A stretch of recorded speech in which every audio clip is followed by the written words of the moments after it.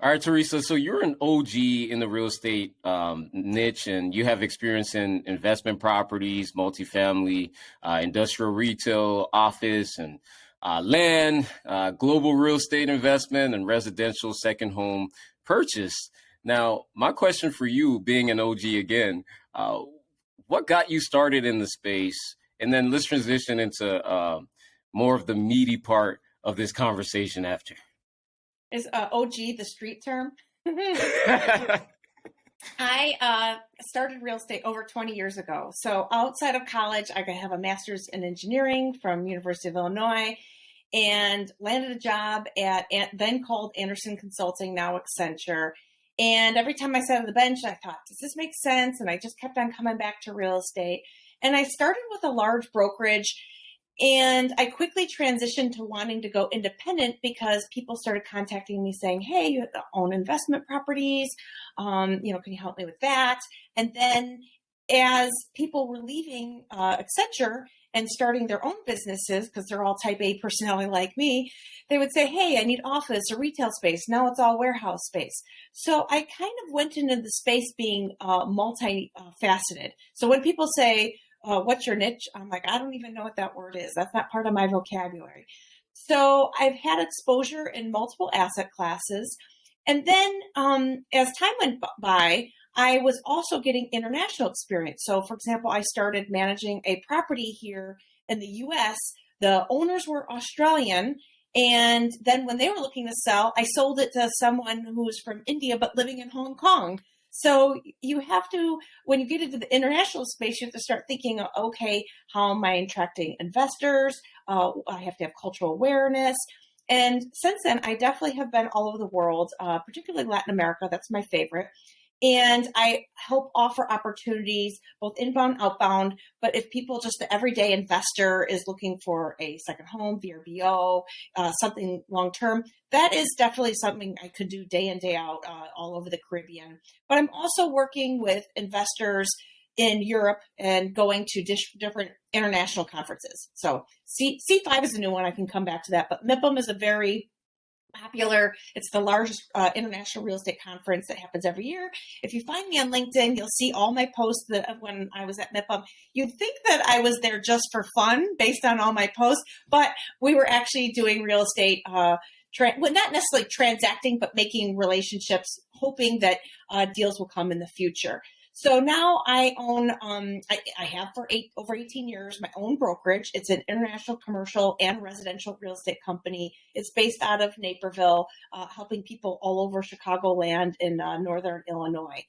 So that's kind of a little bit about my history. We had talked earlier. I have podcasted. I have been on radio. I love to talk about anything commercial real estate, international real estate, business. I have a business brokerage registration. So it's not what I do day in and day out is selling businesses, but usually when they're affiliated with real estate. So for example, how many ever 6 months ago, I sold a car wash that, you have the business that's inherent with the assets, right? It doesn't have to be sold that way, but it makes sense sometimes where the business with the building, because that's the most useful life of that building. You and I talked a little bit about some of the things that I'm doing right now for our international commercial global community. I'm the global chair for NICAR. Do you know what NICAR is? Please share with us.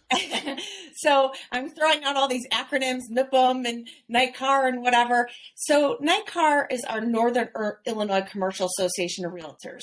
So there's a smaller percentage of commercial brokers that are in the quote unquote realtor space. That could be a whole nother podcast that we could talk about that. But we are always working with commercial brokers to be transparent, ethical, and cooperate. And we also want to do it on the global scene. So we put together this commercial global business network where every single month we bring on practitioners from all over the world. They could be a broker, they could be a lender, they could be an attorney, a developer, anyone who's in the commercial real estate space to bring in hot topics and give a highlight to their country. So I know that you have your own passion on talk about venture capital in Africa. Well, we had a podcast on Africa, it's really more of a webinar where we brought on the developer and architect for Alaro City in Nigeria. And it was a complete mixed use development and talking about the vision and how they're moving forward.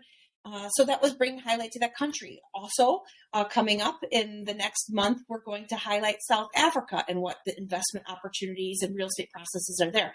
But we've been all over the globe. Just last month, we had Japan. What is real estate transacting like in Japan? And it's not just about processes and who you know, but it's also about cultural awareness, right? What is expected, because we move at a very fast pace here in the U.S. and, expect business transactions to happen overnight. Whereas some locations, they really want to spend more time developing that relationship and understanding that they have your trust. So it's bringing that community together on a regular basis and learning about the processes, the culture, how we can transact across borders. And we're not looking for people to sell their listings, that anyone can go online. Like no one wants to be sold. Hey, do you have a $5 million office building that I can buy right now? If they're looking for that, they'll go find it on the internet.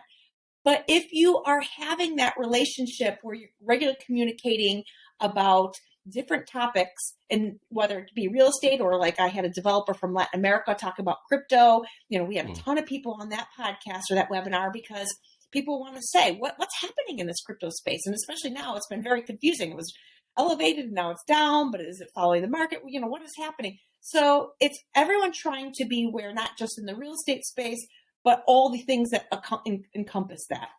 Have I said too much yet? No, not quite.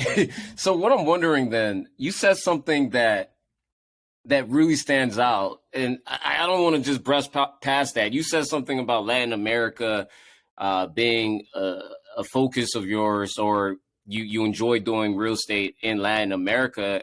I didn't want to just brush over that. I want to know why. Why is Latin America a place that you've enjoyed doing business? Because you've done business or you have information on basically everywhere globally. Why Latin America? Well, now that you're saying this, I do kind of have a little bit of a story. So about 16 years ago, I decided to run a marathon. I wanted to lose the baby weight that I had, and I was about to do a Chicago marathon again. And I thought, I did Chicago. Let me see something else. And I saw this guy who had been doing a marathon in every continent, and he had done one in Argentina. I go, oh, that sounds kind of cool. So I flew down with my little 2-year-old and husband, and I went and did the marathon and traveled all over Argentina. And I thought, oh my God, I'm so amazing at the Spanish I remember from high school. I can't believe this. I'm going to go back to Naperville, and people are going to want to hang out with me and speak Spanish with me, the Spanish speakers. I didn't know how I was going to do it, but I told 3 moms that I knew. One was from Spain, one was from Colombia, and one was raised here in the U.S., but her parents were from Mexico. So they told their friends, and they told their friends. And the first play group, we had over 20-some moms from all over the world speaking Spanish. And I thought, holy cow, what is everyone saying? I have no clue. So for the first 2 months, I felt like a complete idiot that I had started this and had no idea what anyone was saying. But I stuck with it for a couple years, about an hour or so a week. And I got fluent enough where I could speak Spanish. Of course, when I speak Spanish to other people, they're always wondering, where the heck did you learn Spanish? Hablas español. Yeah, I take words from Spain, I take words from Mexico, Argentina, all these different accents. So they're super confused. Like, what is with this gringo? We have no idea what's going on. But I did start traveling to Latin America to regularly practice the Spanish. And ironically, I ran into a developer in Chicago on a bus who was developing all over Latin America.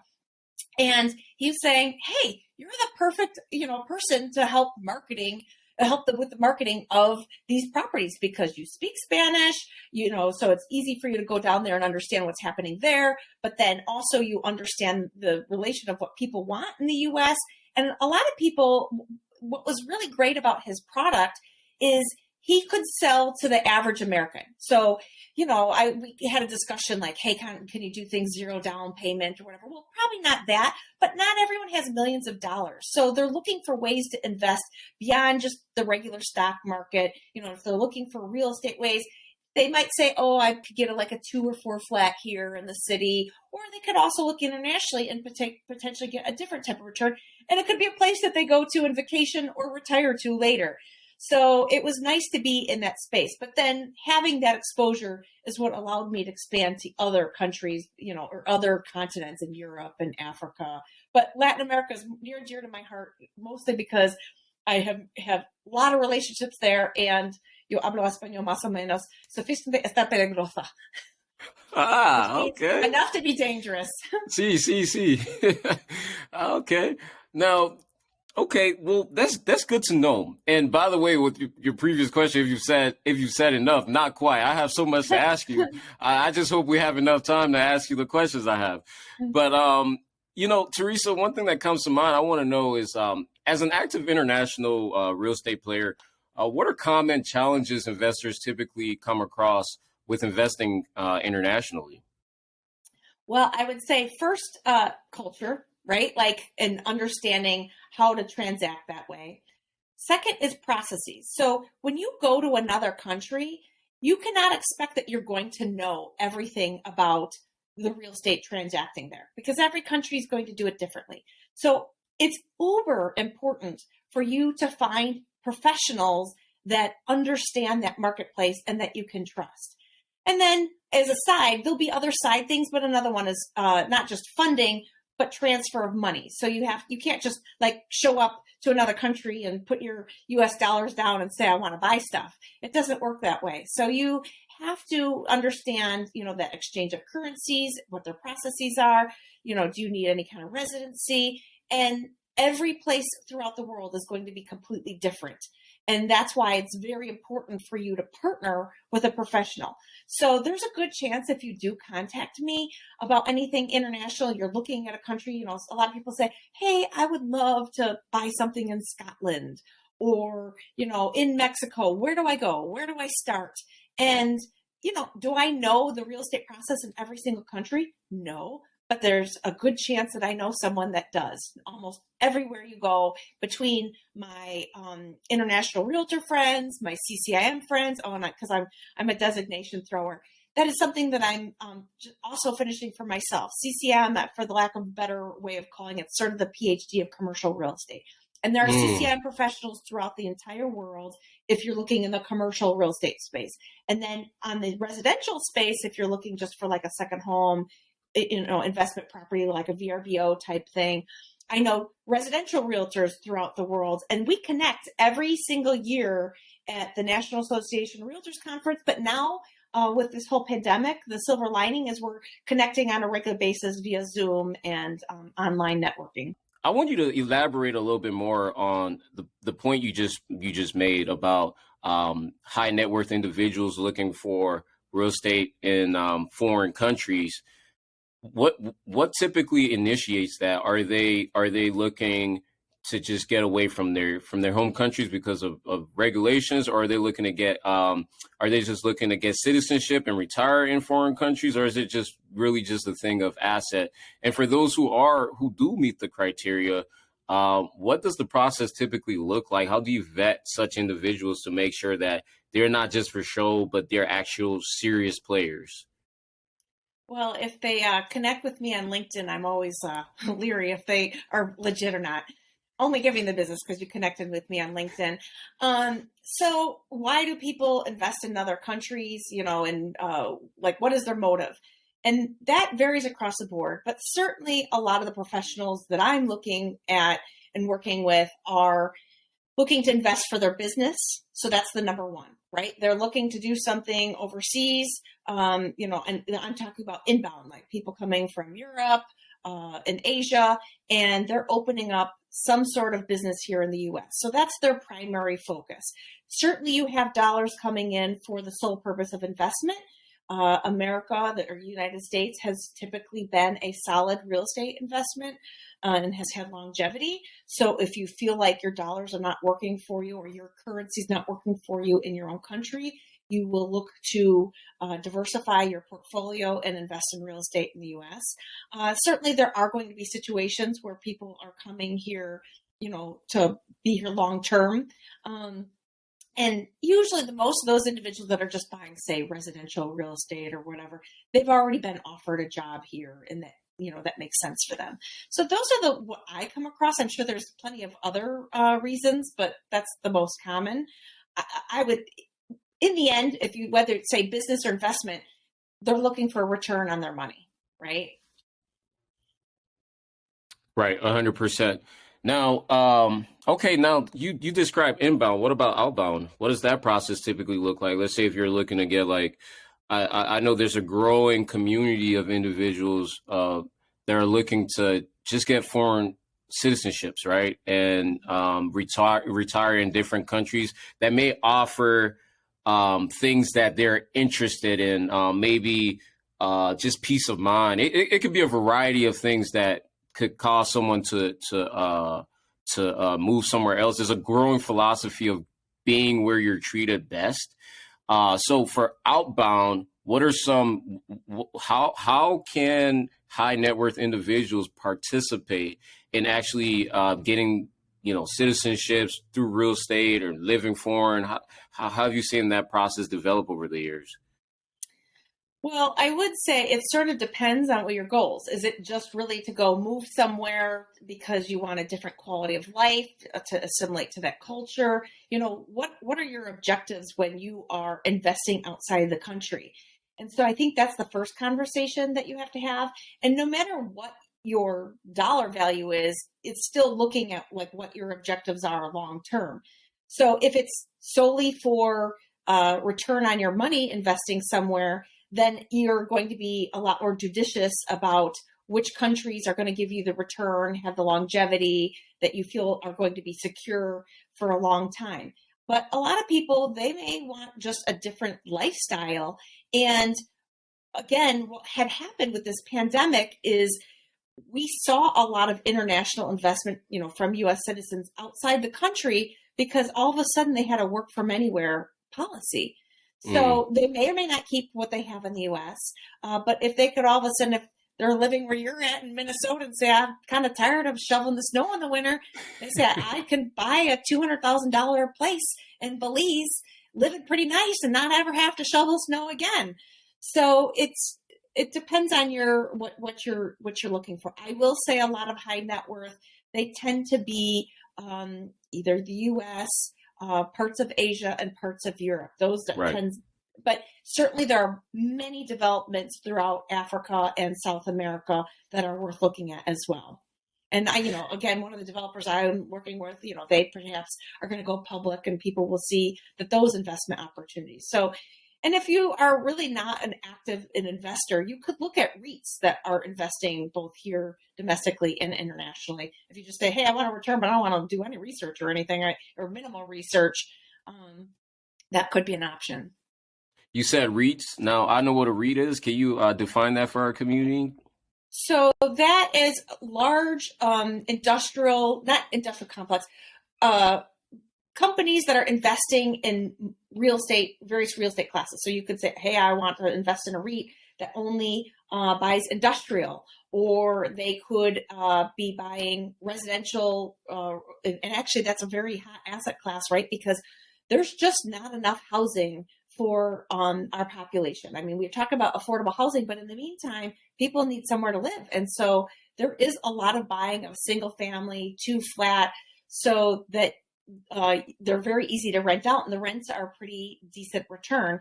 And if you don't want to be the one personally managing it and dealing with it, you can buy into a REIT. Now, again, that's not something that I do because I'm more of a boutique brokerage. So I'm helping the consumers and investors that want to do it, either themselves or hire their own property managers. So you can, buy, sell, within here, but I don't usually, I'm not part of the institutional funds. Okay, so somewhere along those lines, I wonder though, for those who are actively investing, how can they go about maximizing their investments, their investment property profits, right? What are some steps that investors could take to really get the full the full experience, maximizing everything. And I hope I know I'm being redundant with this question, but yeah, how can you secure your investments and get as profitable as possible? So again, you have to look at your objective. Is it profitability? Is it longevity? Because you can have something that's very profitable, but it could be also very risky.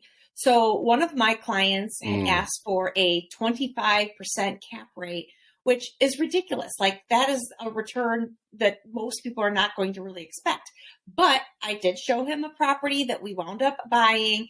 And you know what kind of property returned 25%? Do you want to take a guess? It was a fraternity. So the reason that was such high risk is because it needed to be properly managed, because if they brought in a keg into the fraternity at this particular school, it could shut the whole thing down, and all of a sudden he's not collecting any rent. Mm-hmm. So after he hired someone to manage the property, the return was still in the high teens, whatever the number was, but it was still a very good return for him, still high risk, but at least he mitigated some of that risk by having a property manager that was around all the time, watching and what's happening. The irony is, in this frat, you could have an entire wall filled with 24 packs of beer, but you can't have a keg. Go figure. Well, that's a little bit more easy to manage. All right. Okay. Well, now I want to know, because I see this a lot. This is a growing conversation. Invest into real estate with no money down. How realistic is this, and what does the process look like if it really was a thing? I think if you're just starting out, that's generally not an option. I would be leery, thinking that it was potentially a scam.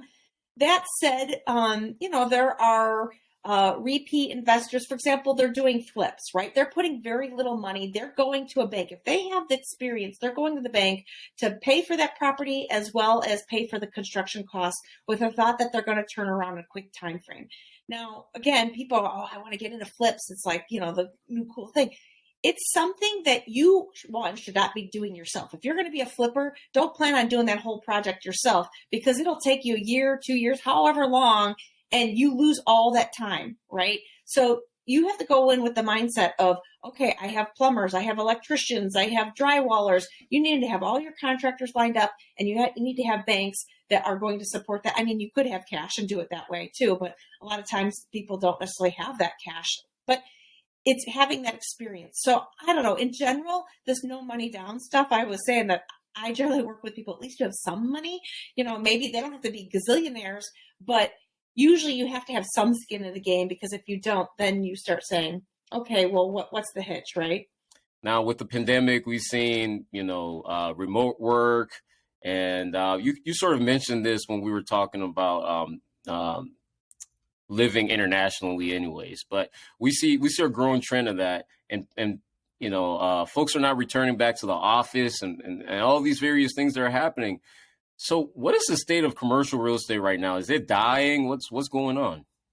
Well, I'm super glad you asked that question, because I hear this all the time. People think, they're not going back to the office. They're only going once a week. And, you hear some of these companies saying, hey, work from home forever. So they think, is commercial dying?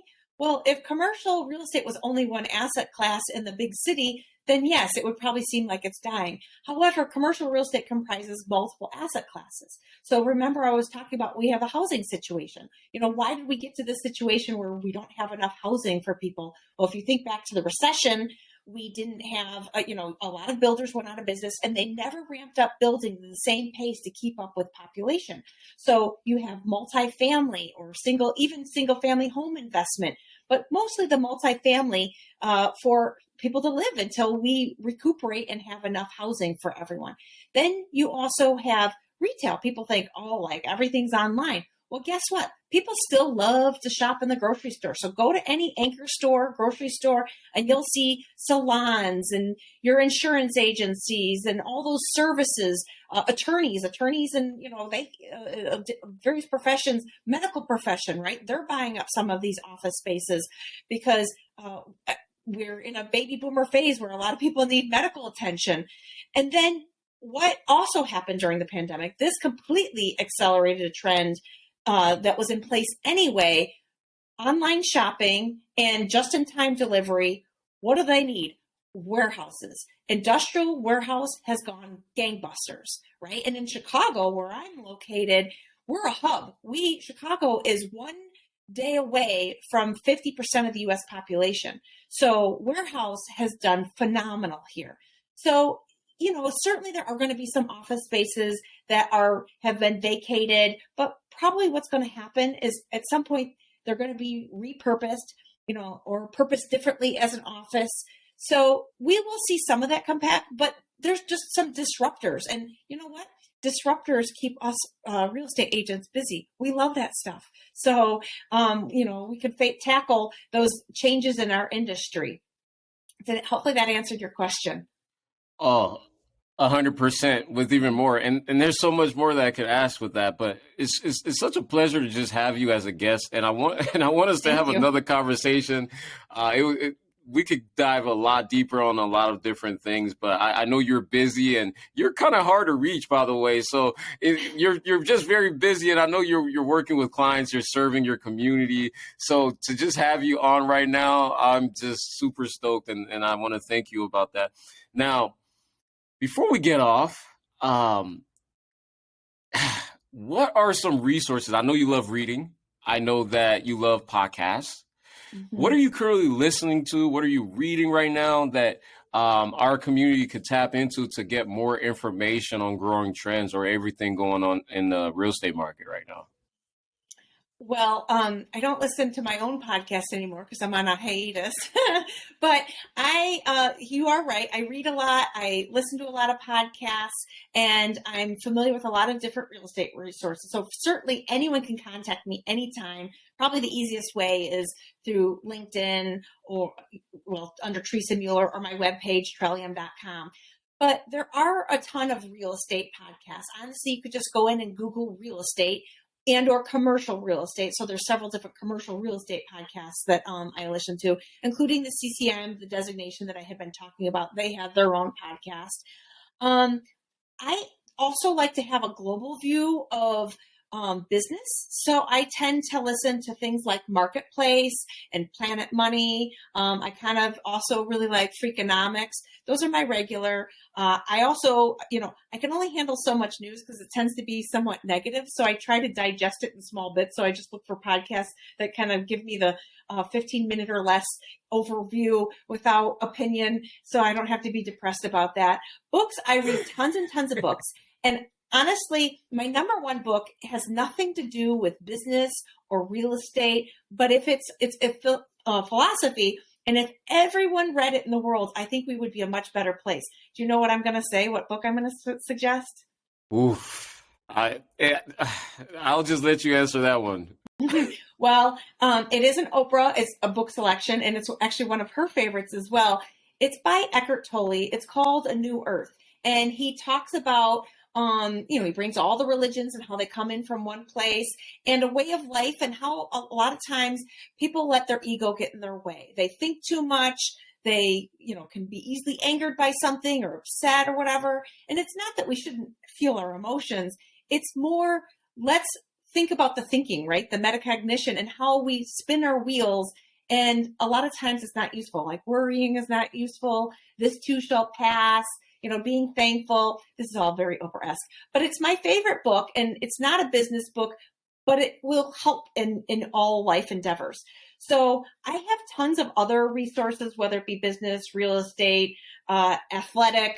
I'm into food. So I help restaurants open. I have a really cool restaurant owner that I just assisted in finding space here in downtown Naperville. And what I love about it is it's not only a new food concept for us, it's a poutineery, which is that French Canadian fries with gravy.